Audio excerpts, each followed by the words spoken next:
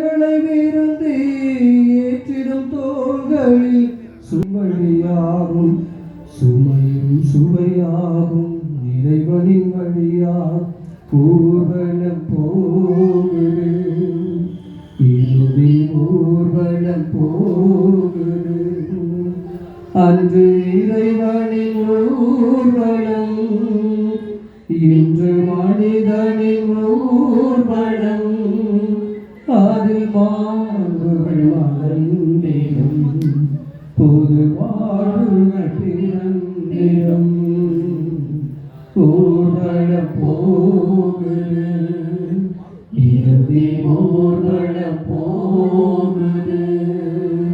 அன்புக்குரியவர்களே, நாம் பயணித்துக் கொண்டிருக்கிறோம்.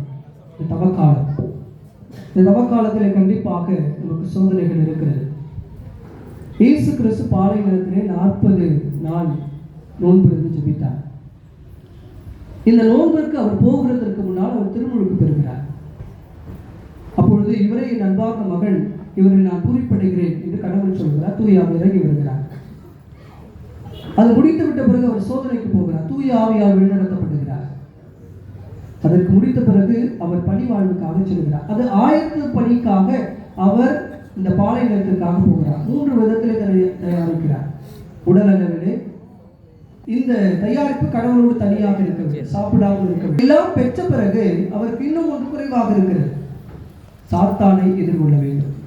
அவர் முடித்துவிட்டு வெளியே வருகிற போது சாத்தான் அவரை சோதிப்பதற்காக வந்து விட்டார். முதல்ல அவர் கையாளுவது உணவு.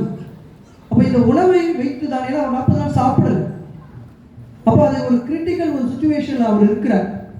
அப்ப எது நம்மிடத்தில் இல்லையோ அல்லது எதை வைத்து நம்மை தாக்க முடியுமோ அதை வைத்துதான் அவருடைய